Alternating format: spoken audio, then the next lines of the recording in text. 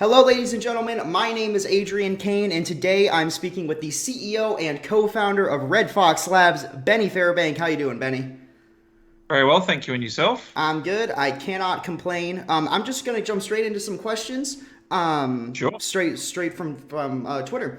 So I've got a few questions about Cogs. So launching Yep. in Q4, the Cogs Slammer Play to Earn game is coming out on the App Store, Google Play, and Apple App Store. Will the Cogs Slammer Play to Earn mechanic be compliant with mobile app stores, i.e., the Google Play Store and the Apple App Store?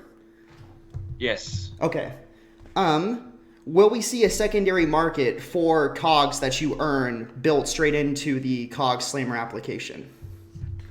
Um, that's probably a better question for games, but we are looking at with the in-game payouts and mechanics. We're trying to make sure that people can go straight from earning cogs in-game into local currencies.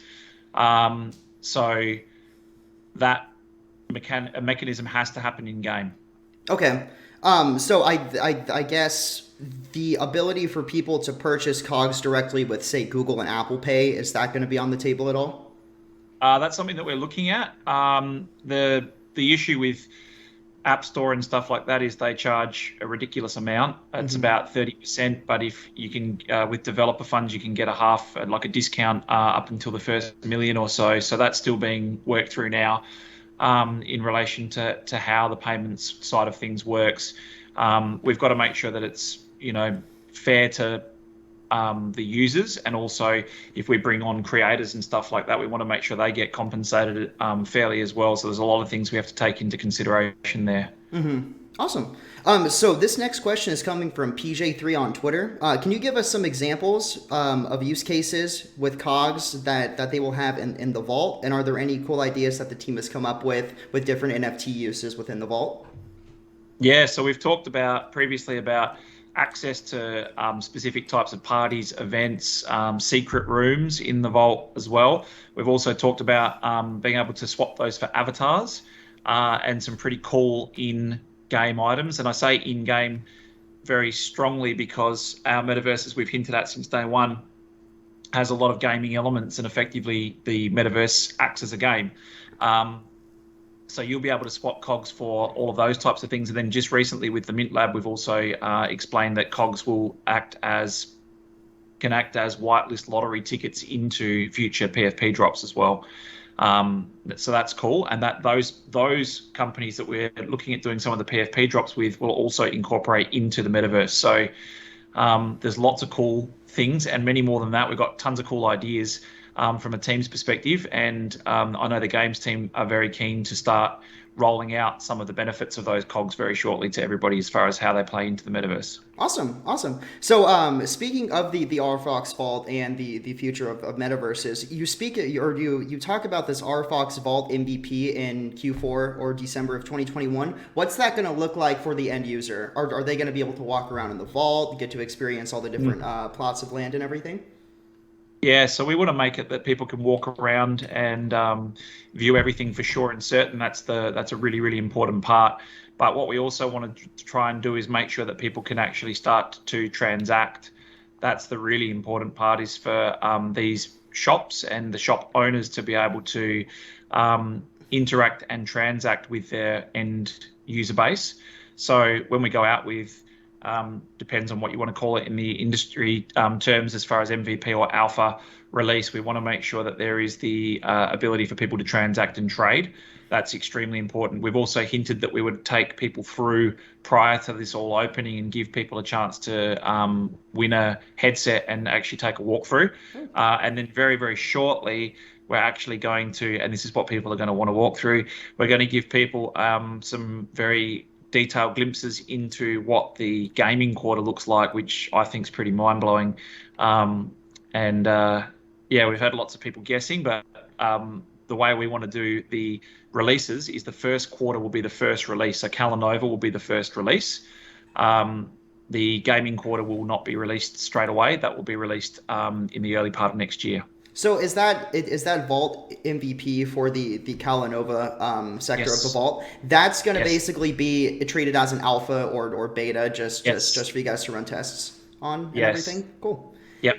And So they'll stagger their releases like that. We've staggered the sales, and then as we start to bring in the different quarters, we'll start releasing more and more functionality so that the whole thing comes together. awesome. So when do you see the first retail release of the RFOX Vault shipping?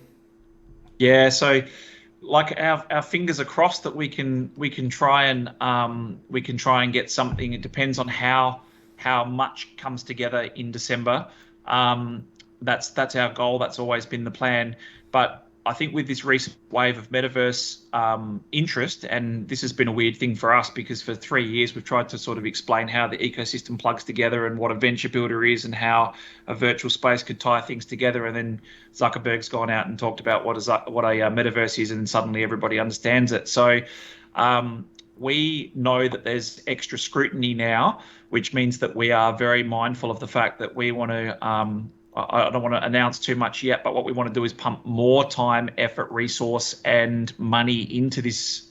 This is going to be a big play for us, and we want to make sure that we blow people away. So I think the iterations will probably get a lot better, obviously, as we go.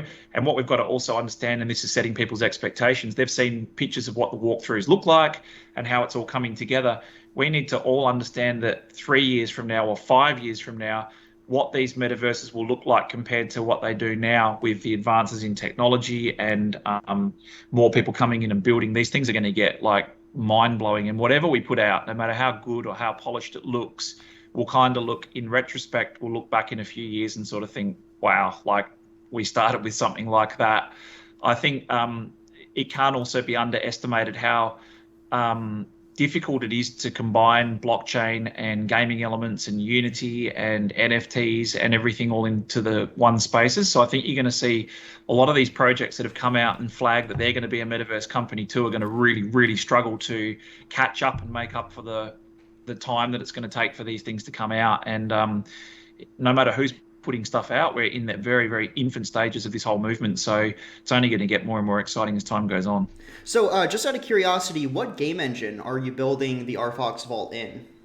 Yeah, Unity. Okay. And that's actually a good question because a lot of people have said you keep hinting about gamification. Now you've talked about multiplayer and you've talked about the different functionality, and we've asked if there's run, jump, teleport, all the rest of it. Like, why is that important for a retail shopping and entertainment experience? And I think we've made no bones about it since day one. We've built this in VR, and we've also built this with heavy gaming mechanics as well. So yeah, some of that will sort of hold back and roll out as we go, but we've built it in Unity, and there's a very strong reason. Like, I'm not technical enough to talk about this without making myself look stupid, but ultimately, if you sit down and have a look at why Unity's chosen, and you have a look at what we're doing in 3D, in VR, sorry, and also the fact that we're offering an app-based version as well, and what we're building on and with, Unity's the logical and the most versatile choice for what we're trying to do. So is the RFOX Vault Access, is that going to be downloaded through an application from the rfoxlabs.io website, or is it going to be made available on Steam? How are people going to be able to Yeah. get their hands on this retail release? Yeah, so the first lot will be directly through us, and then we're looking at what the channels can be for a future rollout. The thing with what we're doing as far as payment structures are concerned, and the fact we want to take multiple currencies and course things through RFOX, mean that you've got to be, every country's got different rules and regulations on that. So this is like, we'll talk about more of that when we go over the rebrand, but this is, as you know, we're based in Vietnam, and we've got a very strong Southeast Asian focus, and that's about to be global due to the fact that some of the partners that we're about to bring on and the people that we're working with, we've got to have a much more global focus, and then that changes the parameters of the legalities, legislation, what you can offer where. So it's a quite a complicated thing to get right. It's not like a simple video game or something like that. We're talking about retail, e-commerce, purchases, transactions. Some countries, crypto is not legal to use as a form of tender, so we have to have payment partners and fiat gateway providers. And it's I don't think people realize when they say put their hand up and say I'm gonna do a metaverse. we quite often think, no, you're not, or good luck. It is a lot harder than people would like to think. But the thing that we keep reminding our team of is, if it was easy, everyone would be doing it. And to the victors go the spoils, if we dare to be brave. And you've seen, like, a metaverse really needs to be in VR, right? And to quantify as being a VR. And you've seen Decentraland and come out in the last week and say we're introducing VR. There's a lot of scrutiny on the companies that already exist as well for, do they meet the criteria of a metaverse? There's going to be a lot of tightening of the reins and of what constitutes being a metaverse. But getting back to your question, we've got to look at offering the access in different channels and mediums in the different regions that we operate. And that's why it's the global ones fine. But when we go into the individual countries, it'll be much easier, because if we go into the Philippines, we can offer it a certain way. We go into Vietnam, we offer it a certain way. But we're getting a call from, India, China, and areas well outside of our normal range of focus. So I think this is going to be global very quickly. So you're doing the region specific RFOX vaults. Yep. Is there going to be a pretty easy way for people to be able to go from, say, the global gaming quarter to just transfer over to Calanova, and then let's say they want to Yep. go to the Philippines vault? How is that all going to look? Yeah, so that's going to be revealed, but you've seen the blue lights and the rays. So people have been asking what that stuff's for. Let's just say that we're going to do, we've been looking at how we can do passport systems, as well as also the transportation modes as well. One of the big sort of levels of interest that we've had is people saying, can I go from one vault to another vault to another vault and have like a stamp or passport for having been to all of the different vaults? And how will they be different? A gaming quarter, as you just brought up, will it be different in the global as it is in the local? And yes, that they'll be language specific, and they'll have a different look and feel to those particular countries and regions. And what we want is, if someone goes to a gaming quarter in Indonesia and then one to a gaming quarter in the Philippines, that they actually have a unique experience. And they're going to be different sizes as well, meaning different number of shops. And the way we work that out is we base that on the population, and we have to focus on digital inclusion. It's one of the things that it's our backbone of what we are looking at. So, as you'd know, with the global type of world and vault, a lot of the smaller players are going to be priced out, of course. But once we start to go into the local countries, we can offer more sort of like food courts and hawker stands, and we can offer smaller offerings to people to really focus in on that digital inclusion. And if that's something we want to stick to and we want to be true to our roots, we have to make it more accessible to more people. And the global world will act much more as a demonstration of what could be, and have a lot of the big brands in there. And we'll start announcing some more of those this week. And that's really going to sort of play into, they're very different. The local ones have to have food delivery and have to be much more accessible to local people. And they're going to be doing a combination of digital and in real life assets, as opposed to the global metaverse will be much more focused on the digital. If someone wants to work out the logistics of how they deliver to someone, then that's up to them. Mm-hmm. Awesome. So Void Cyber was announced as one of your partners. And they manage a lot of talent worldwide, a lot of A-list people Yep. who are pretty big in their different industries. Will Void Cyber or Void Cyber be announcing a use for any of the RFOX Vault stadiums or anything like that in the coming months? Yeah, so they've already got. I think they've already hinted that they've got the first of their marquees. So what they're doing is they're actually effectively bringing in a rotational group of these A-listers or big brands. And so some of those big brands only might want to do a release or a drop or whatever once every certain period of time. So they can refresh their marquee store, so to speak, and bring in multiple clients. Now, as far as events are concerned, they also deal with performers as well. So we will have obviously stadiums for people to play in other quarters. So when we get to music and that. as far as the Art Quarter and the Calanova and NFTs, we know that they've got a partnership with Chasing Space, and that will be in the planetarium, which is a purpose-built building for space exploration, NFTs, and it's a really cool concept actually. But they're looking at working on a roster of people that they can bring in and bring through, and some of those would be performers, yes. Awesome, awesome. So this next question is coming from PJ3 on Twitter. What company or brand would you personally love to see represented in the RFOX Vault? Personally, I'm going to have to choose one that we're not actually working with because otherwise I'll get in trouble. If I could have any brand working in the vault, who would it be? That's a good question. I think something like one of the big technology players, like a Samsung, someone who does cool electronics and works with high tech. I'd love to see that integration of one of those big high tech brands, getting into the blockchain space. And I know that they've done the engine wallets and all the rest of it, but I mean, that'd be cool to have a big technology player in there. And then outside of that, I'd have more sort of arty fashion brands and stuff, and I like Hublot watches and stuff. I'd like to have brands that I would use in there that I think would be cool. But we've got a couple of really exciting ones that are coming in that I'm probably more excited about than that. Awesome, awesome. So this next question is regarding RFOX Media, and it's coming from PJ3. Is there any info on the new e-commerce streaming app through RFOX Media? Any updates there? Yeah, so as we stated, we really need to get the TV pushed out. The TV's ready.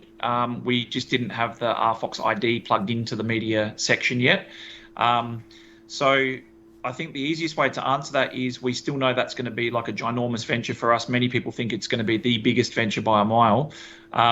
We have to plug in the TV, plug in the ID, and we have to sort of get all of that together so that we're able to roll that out. Because if we wanted to pull the trigger like tomorrow, we'd be using YouTube or someone else's application, and we don't want to be using third-party tools, especially knowing how massive this is going to be for us.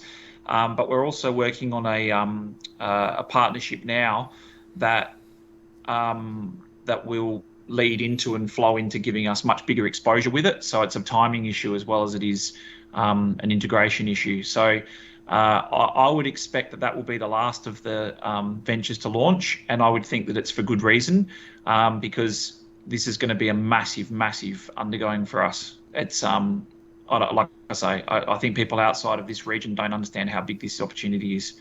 So that's going to be, I think, the very last of the pieces. Gotcha.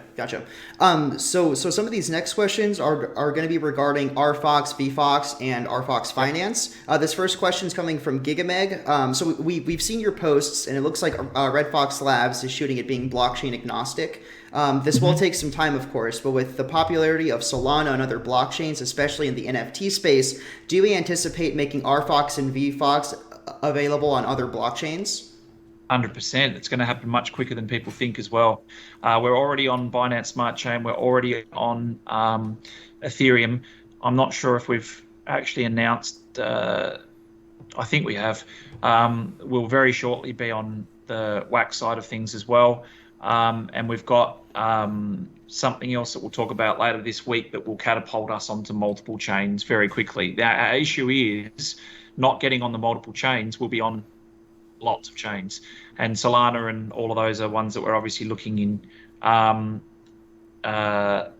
So we'll be on a lot of chains, but the issue that we have is we're trying to work out a way to simplify it. And as you said, it takes a long time to become agnostic. And the reason it takes a long time to become agnostic is not because it's hard to sort of take your token across to multiple chains.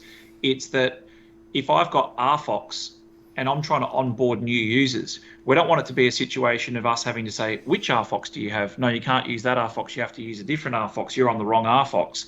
And have people go, I'm totally confused. Like, I've bought into RFOX. That should be it as far as I'm concerned. So no one's really worked that out well yet. So what we're trying to do is work out, even if it's centralized for the first period of time, and I know that's a dirty word and people, ooh, yuck.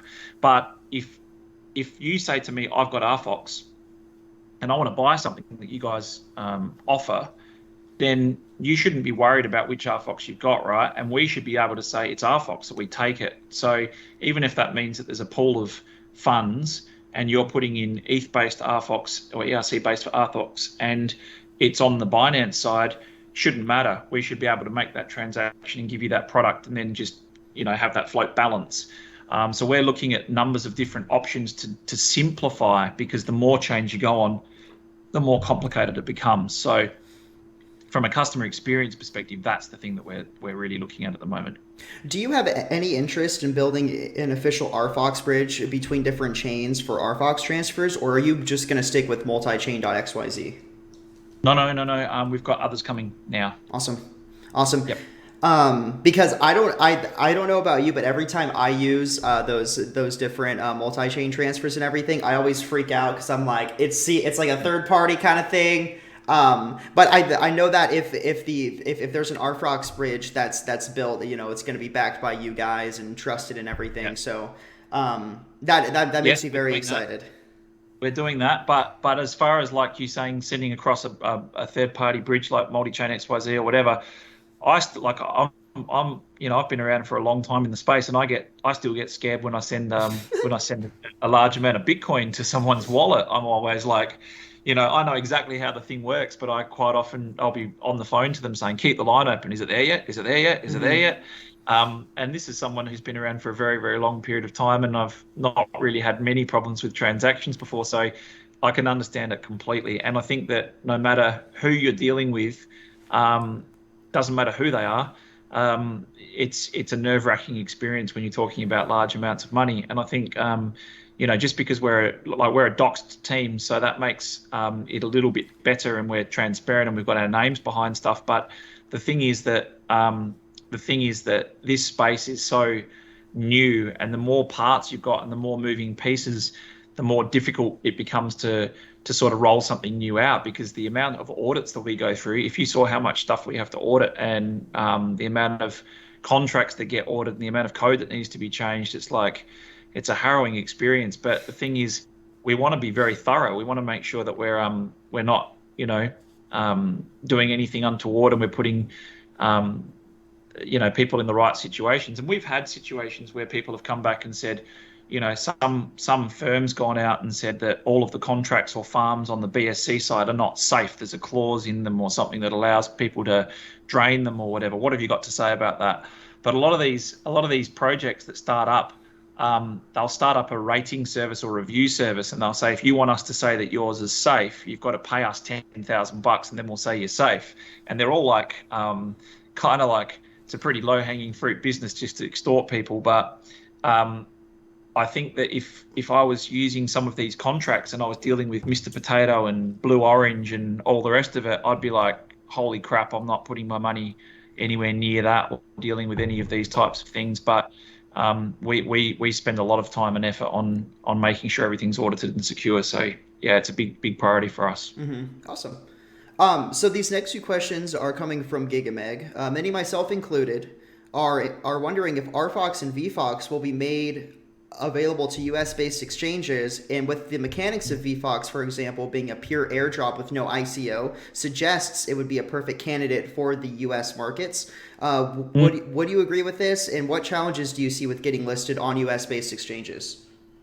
I think we've been approached by a number of US exchanges over the course of time. I think that that VFOX is an interesting one because effectively we have to term this very carefully, but obviously it's a rewards-based token, but your rewards.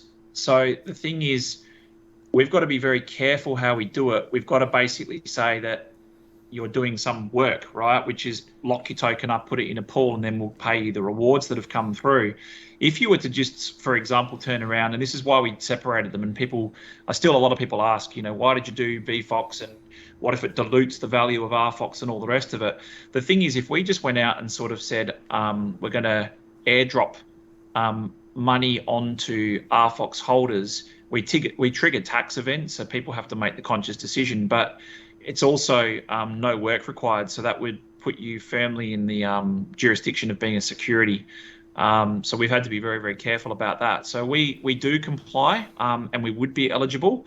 The only thing that we've sort of held back on the VFOX side of things is we're waiting for volume, and we're waiting for, the rollout of these products that benefit VFOX before we'd really sort of push it. I know that everybody in crypto is in a massive hurry to get everything done today, but we have to think about this. We're around for a long term. We're not anonymous. We're registered in multiple countries, and we have to be very careful about the way we set things up, and we want to build long term. As far as RFOX is concerned for US markets, it's something that we're seriously looking into now. We've gone ahead and set up accounts and banking platforms and everything in the US, and that's not easy to do. So because we've already complied and we've been able to get US accounts, I think we're in a very strong position to be able to list in the US. Awesome. Awesome. Well, that's very reassuring because it's a massive market, so it's good that you guys are actively planning and actively structuring your different coins and everything to be completely okay with those regulations. So the RFOX vault mechanic or the VFOX mechanics are mostly tied to the RFOX vault right now and vault transactions and land sales and everything. Do you anticipate any other Red Fox Labs revenue being included into the VFOX reward distribution mechanisms in the future, or is it strictly going to be tied to the RFOX vault? At this particular point in time, it's to the RFOX vault. But having said that, as we've said, and people have said, when are you going to recruit a GM? We have to be very find the right people for these roles. We've just moved ahead and I don't think it's been announced yet. We've just moved ahead and hired the GM for media, and we're filling these positions, but we're taking our time to make sure we get the right people. And what we're trying to do with these ventures is make sure that there is enough of a very clear plan as far as where we think we're going to be in 2 and 3 years for each of the ventures. We also still want to give a little bit of flexibility for the GMs coming in who are experts in their fields, which is why we're bringing them in to sort of explore those avenues and those pathways and deal with the legislators and deal with how to sort of increase utility. So I would say that the RFOX finance GM, when they come in, will spend a lot of time working on extra use cases for VFOX. We're already working on pools and setups. We've announced that we're going to be activating the ETH side. Some of these partners that we're joining forces with, which will be announced shortly, will also open the doors for potentially opening up more pools and stuff for us. So if it doesn't come from revenue in relation to the RFOX vault, it could be that it's pool related revenues as well, meaning LP pools and staking pools. Mm-hmm. Awesome. So it's clear that Red Fox Labs is definitely focused on customer support within the RFOX vault. And for landowners and users, the Quartermaster idea is very brilliant to make sure it stays pretty active and there's not just people sitting on plots of land and not really doing anything with it. Can you tell us more about how Quartermasters are going to be impacting the vault, how you're recruiting them, how the revenue share will work for them, and anything else that you may be interesting in the day-to-day functioning of the vault metaverse? Yeah, sure. So a lot of people think that, they see a model and they like it and they say, you should do that. And the one that we get the most is like, you should do a DAO and you should have like community voting and all the rest of it. What we thought of with the vault was to say, if we've got quartermasters who actually act as the, I don't know what you want to call it in the different countries, but like the wardens or the people that are responsible for looking after that jurisdiction, knowing that person can handle rental markets, sales markets, events, onboarding, and like I've said before, my personal view is that they're going to have to recruit people underneath of them for sure, because they're not going to be able to do it all by themselves. And that they may well be able to do that because 0.25% of all transaction volume goes to the quartermasters, so that gets divided amongst the 4 quartermasters. So those people will effectively be recruited. So we're going through that recruitment process now.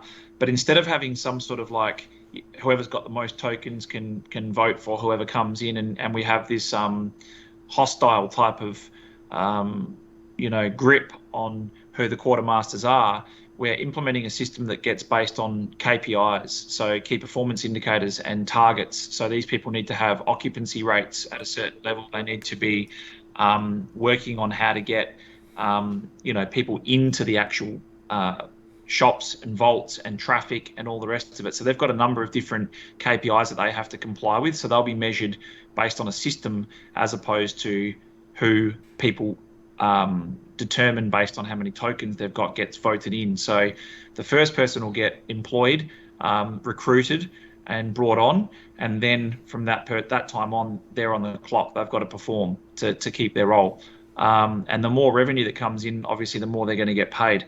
So we've got a structure that basically says that the 0.25% gets divided amongst the 4 quartermasters, and how it works is 0.05% each for 4 quartermasters, which adds up to 0.2, and the other 0.5 is based on rewards. 0.05 is based on rewards for the highest amount of traffic revenue and certain KPIs that put that quarter above the other quarters. So quartermasters are going to be very, very important. They're going to be the ones dealing with the day-to-day. They're going to be coming back to us saying, you need to put this in. We've got suggestions. We've got feedback. And they're going to control rent ranges and stuff like that to make sure that people are not like trying to take advantage of people. So they play an important role, and they allow us to concentrate much more on the other ventures that plug into the metaverse ecosystem and into the virtual space, and give us more time to focus on strategy development, product, and give those guys the ability to be able to govern and run the virtual space quarters. So how many quartermasters are you planning on having per vault quarter? Yeah, that's the great question. We don't know the answer to that yet. So what we're looking at doing is bringing on a number of quartermasters that would all sit in the Calanova until their quarters start, because we want people to go through the process of, I was here, I've seen how it actually works. That'll give us a much better indication of how many people are required to keep up with this. But we believe that the pot of funds for them is very, very generous.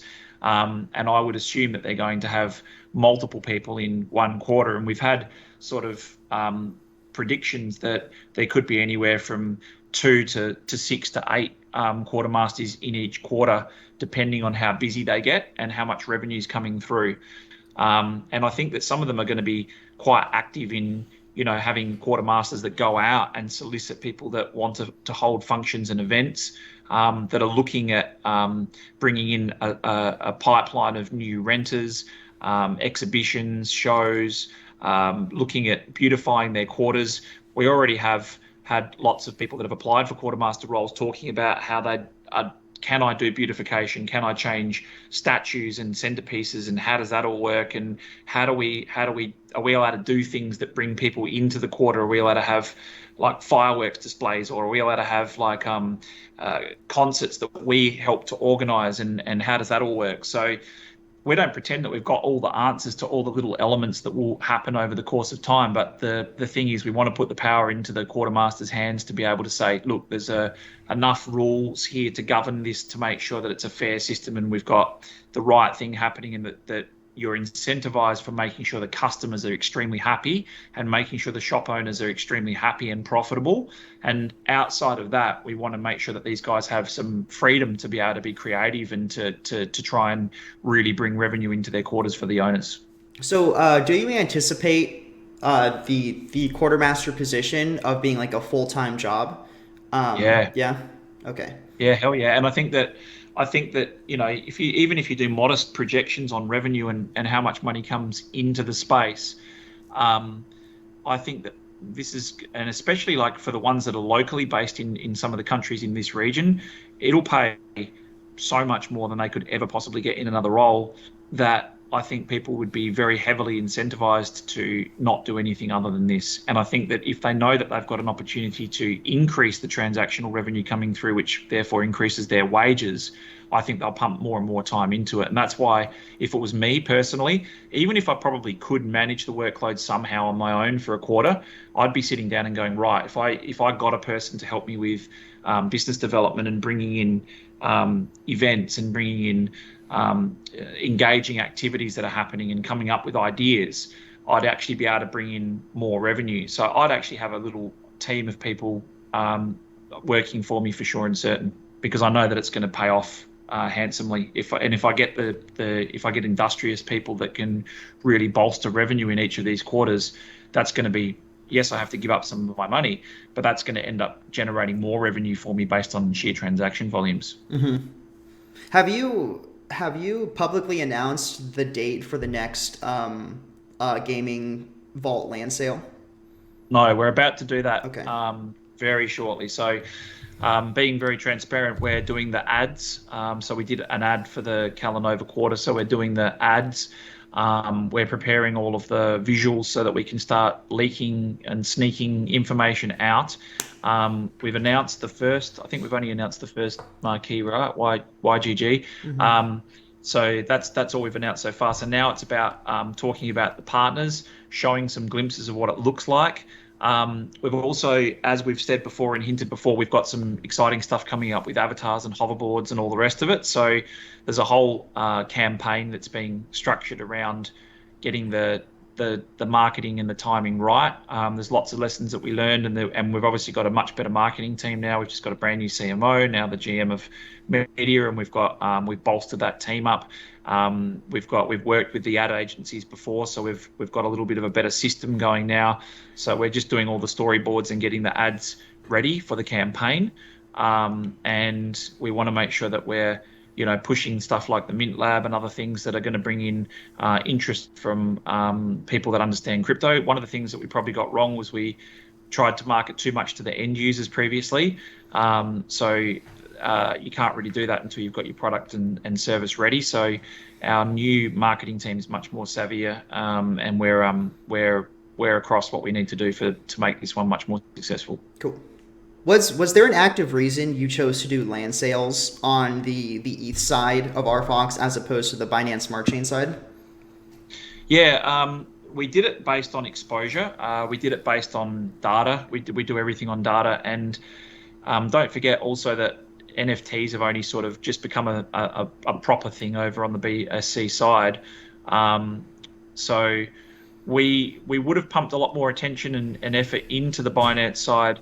Obviously, we were doing some things to try and get listed through there, and we were trying to meet a whole lot of requirements. One of the things is transactional volumes, and we've just found out that our transactional volumes for a lot of the farms and staking pools were not being tracked by them. So we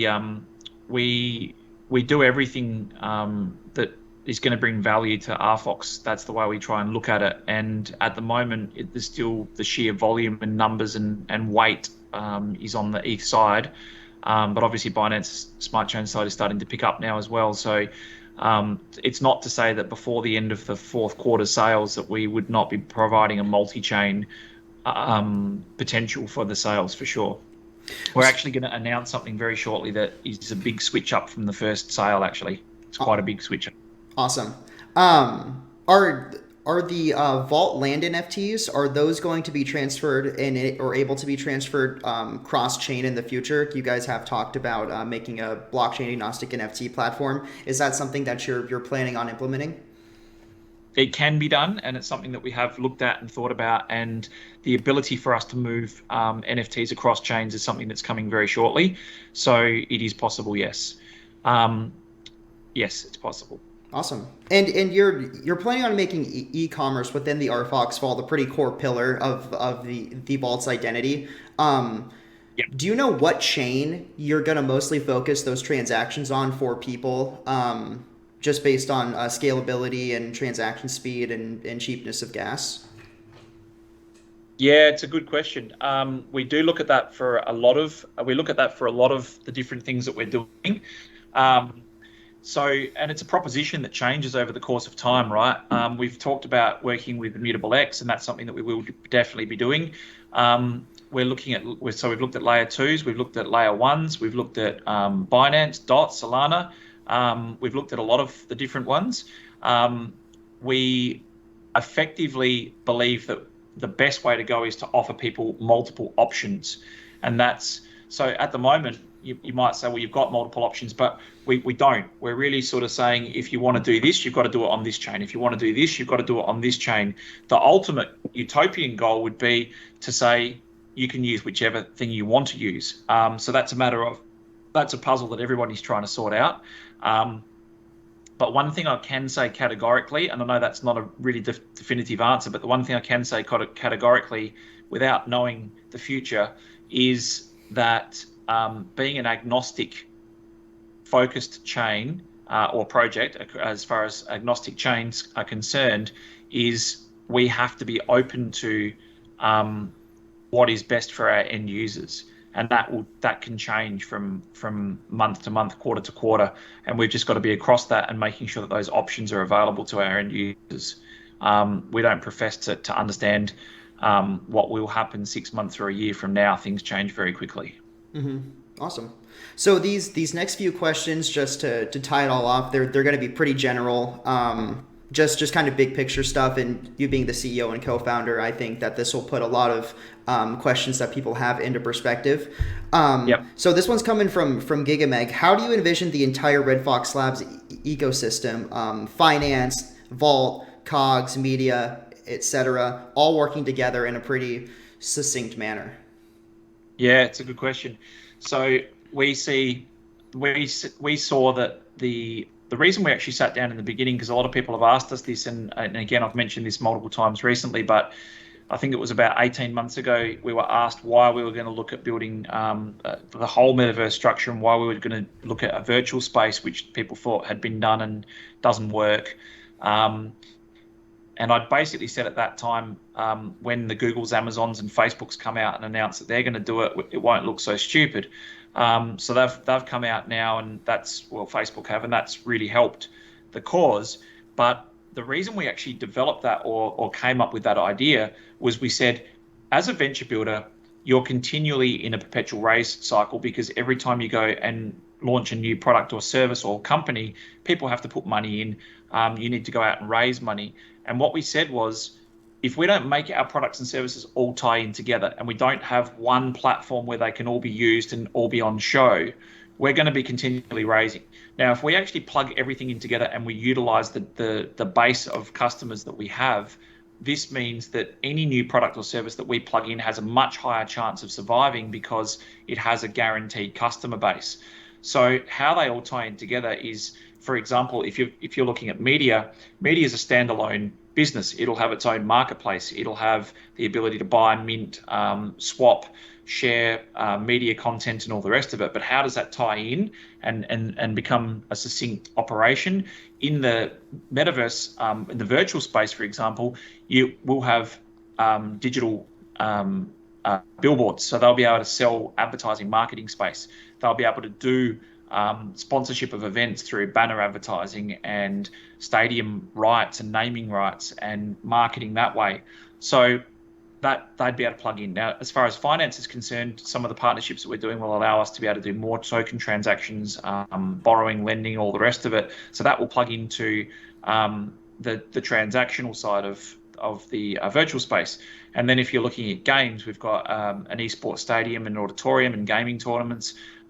We've got the NFT side of things for our white label platform, which is the backbone of the shops. So anytime you do a shop and you spin up your assets for display and for sale, you're using the white labeled NFT platform. So everything that we have kind of clicks in together, and those pieces are built because they can click together, and we're not building stuff that can't click together. And the cashback and streaming platform and app, the reason that goes to the back of the queue, because it's the biggest standalone, but also that is a more difficult tie-in to the virtual space than the others are. It's really a standalone, and we'd have to work out how to incorporate this into billboards or through other forms or inventive ways through the metaverse and through the virtual space. So we sort of say that one sort of doesn't need to click in at this particular point in time, and we can focus a lot of time and effort and concentrate on that later. So every single venture that we have ties into the virtual space, otherwise we're not focused on it. Mm-hmm. That's really good to hear. I know that there's a lot of projects who go out and they stretch themselves too thin, and everything that they make is kind of fragmented. So I think it's really important that you build continuity and coexistence between all of your different ventures. And from what you just said, and from what I've seen for over the past year or 18 months, it looks like you guys have been doing that in a pretty awesome fashion. We've spent a lot of money on and time and effort on bringing in people that can work on the core infrastructure and the architecture, and working on, like we do things like company framework mapping, where we sit down, and a lot of people still think we're a very small one dude on YouTube. As I said, we've got 63 core staff now plus 100 odd contractors. And the way we do it is we sit down and we say, what does each venture need? Does it need chat apps? Does it need payment gateways? Does it need payment processing data warehouses? What does it actually need? And then we do a tick box of yes, we need it, yes, we need it, yes, we need it, no, we don't need that one. And then what we do is we go through and say, let's put one system in place for all of the ventures, as opposed to each of the ventures operating as their own unit and going and choosing different chat apps, different payment processes. And we'll be in a situation where how do we untangle all of this, and how do we get these to talk to each other? And we'll end up with applications that mean that our businesses can't talk to each other. So it just doesn't make any sense. So we've spent tons of time behind the scenes focusing on that underpinning architecture. And so sometimes when people say, hey, it's taking a long time, it's slow, I made the reference that we're cooking, and someone went out and said, it's about time you served it. Some people have already eaten their meals, taken their profits, their tips, but we're not making 2-minute noodles. This is something that we plan on staying around for a long time. And if I want to put a picture of a cat or a dog on something and go woof woof and no and make stupid noises, we can probably do the same thing. We could probably blow party hats and whistles and make ridiculous profits for people over the course of the next 3 weeks. But then in 4 weeks, where are we going to be? We're building stuff that's sustainable, and a lot of the stuff can't be seen, and we get that and we understand the frustration, but we put a lot of time and effort into making sure that this infrastructure is built to not fall over. Mm-hmm. And we want to build to scale to being an actual $1 billion company and not just a $1 billion token. Awesome. Only. I guess to tie this whole thing off, what roadmap projections do you have going into Q1 of 22 and beyond to keep RFOX and VFOX hodlers hodling? Yeah. So part of the overall architecture is to have we've talked about this before, as a global reward system. So that's our we've got a lot of background in that. So that's something that we're definitely going to implement in the first quarter of next year. But we see, so that when we do our rebrand at the end of this month, and we've got our new websites dropping and all of our new comms and all the rest of it, we'll have the ecosystem-wide roadmaps. But we see basically all these MVPs coming together and working in a really cohesive, profitable, proper way by the end of the first quarter of next year. And then how to keep people engaged and all the rest of it, because everything's up and running. We'll have staking rewards, play to earn. We'll have the financial rewards through the farming and staking, as I stated. We'll have the media side of things. We've got a couple of massive things coming up with media. So we'll have TV, streaming, sharing, content, esports streaming, competitions, tournaments. So all of that stuff will come together. It all takes time.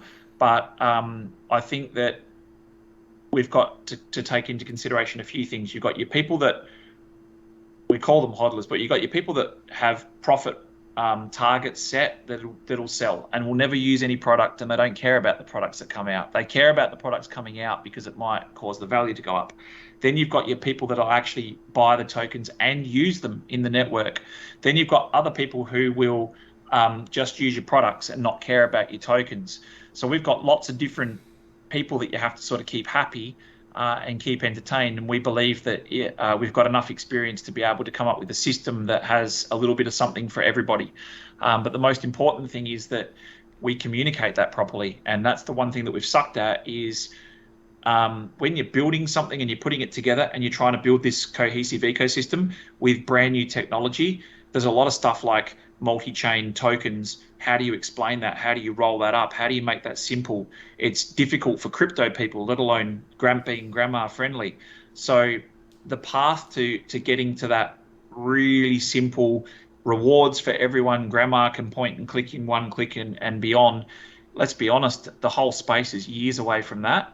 But what we can do is we can take people on the journey, give them things to look forward to, help to look after the early investors as best we possibly can. And we've always tried to do that. We've given back more than we've made in Cogs as rewards and payouts to people. We really want to look after those early people because they're the ones that are going to make sure that more people come in once everything's set up. So I would say that by the end of the first quarter, you're going to start to see things all take shape.